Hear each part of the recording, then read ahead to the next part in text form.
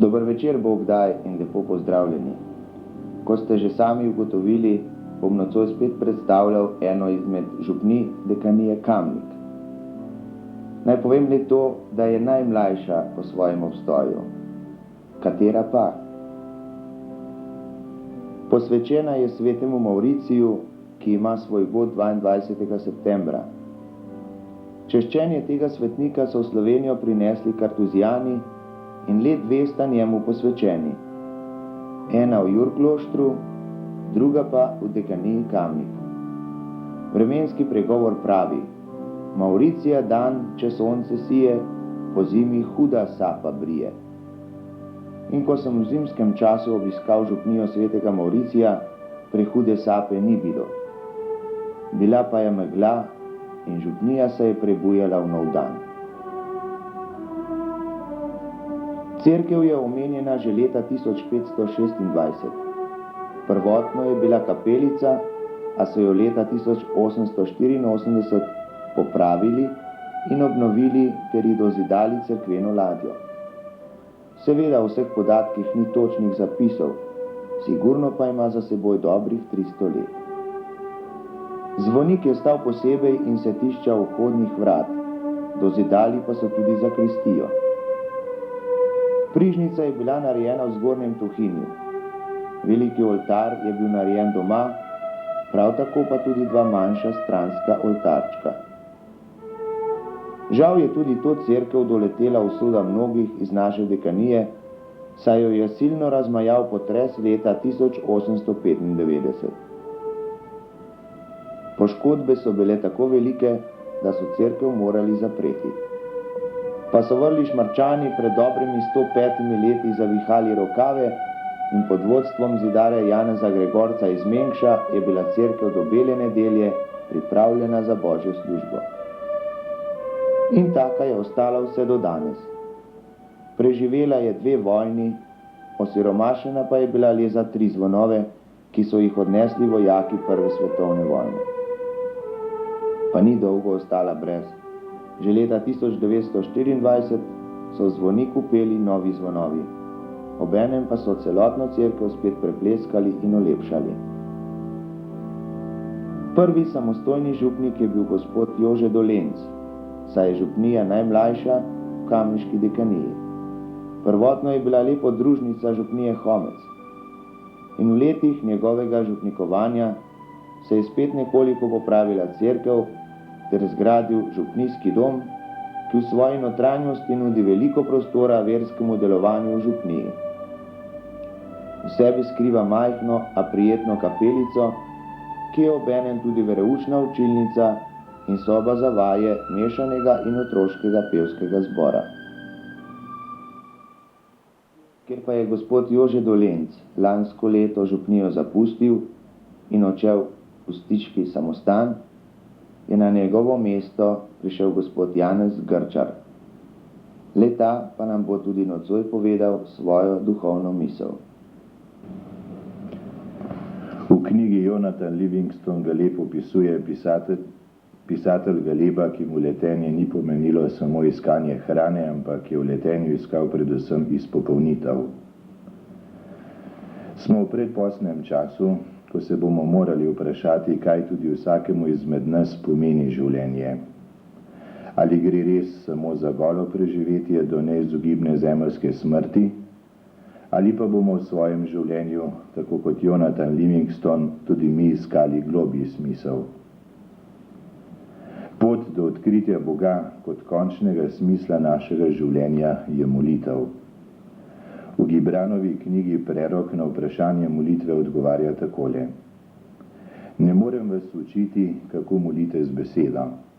Bog ne posluša vaših besed, če jih sam ne izgovarja skozi vaša usta. Preko molitve stopa Bog v središče našega srca in duha. Čim bolj bomo povezani z Bogom, tem bolj bomo tudi sami postajali ljudje. Svojo veličino dobiva molitev od Boga, na katerega se obrača. Molitev je pot, po kateri hodimo k Bogu in Bog prihaja k nam. Niso toliko pomembne velike besede, kot predvsem odprto srce.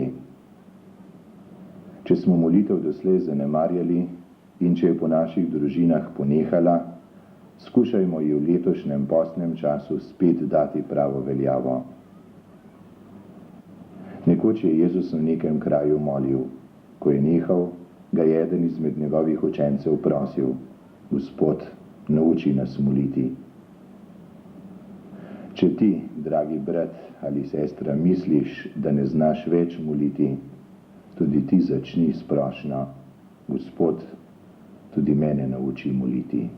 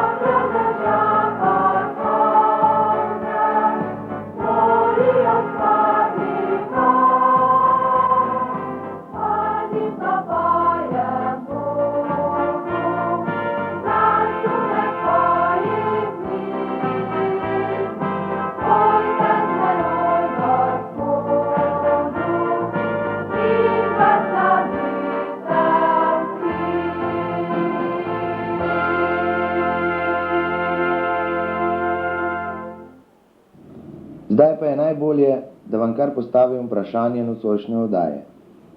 Nisem povedal imena župnije, niti ne letnice nastanka. V pomoč vam je le to, da je prej spadala pod župnijo Homec.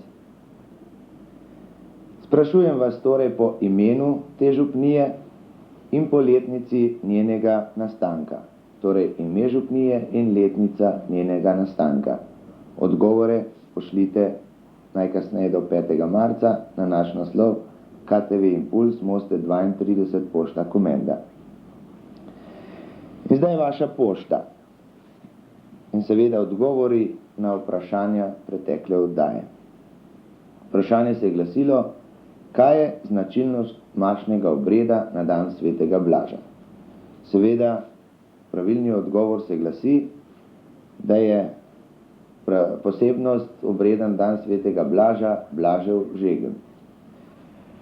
Tokrat je bilo pošte malo manj. Seveda, preteklo oddajo, ko je bilo vprašanje za svečnico, je bilo lažje, ker ste lahko pogledali na koledarje. Tokrat je bilo pa treba iti pogledati tudi v cerkev. Vseeno je prišlo nekaj dopisnic in poglejmo, kdo bo tokrat srečni izžrebanec. Ta bo dobil knjižno nagrado.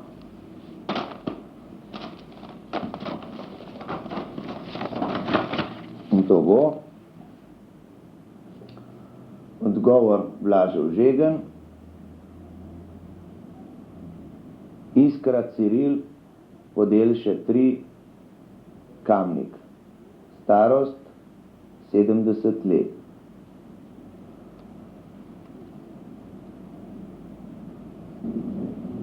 In da ne pozabim na godovnjake tega in prihodnega tedna. Svetnik tega tedna je sveti Konrad, premožen in ugleden plemič, ki je služil Bogu in svetu. Rad je zahajal na lov in ko enkrat ni imel lovske sreče, je v jezi zažgal gozd. Ko je spoznal to svojo hudo napako, se je skrivaj prikradel nazaj v mesto. Tam pa so imeli že ujetega siromaka, ki je prav takrat nabiral dračje in so ga obtožili, da je on zažgal gozd. Ta siromak je umrl strašne smrti. Vest pa je potrkala na Konradovo srce. Pozneje se je sam prijavil sodnikom, da je on zažgal gozd. Poravnal je vso škodo, obenem pa prodal vse imetje in ga razdal revežem. Odšel je v samostan 3. reda svetega Frančiška. Nato se je napotil na Sicilijo, kjer je v neki votlini živel vse do svoje puščavniške smrti. Večkrat ga upodabljajo v družbi živali, posebno ptic. Naslednji teden pa bo na naša zimska vrata potrkal sveti Matija, ki led razbija, če ga ni, ga pa naredi. Tako pravi izročilo. Sveti Matija pa je bil doma v Betlehemu in je bil izvoljen na mesto Jezusovega apostola izdajalca Juda Iškariota.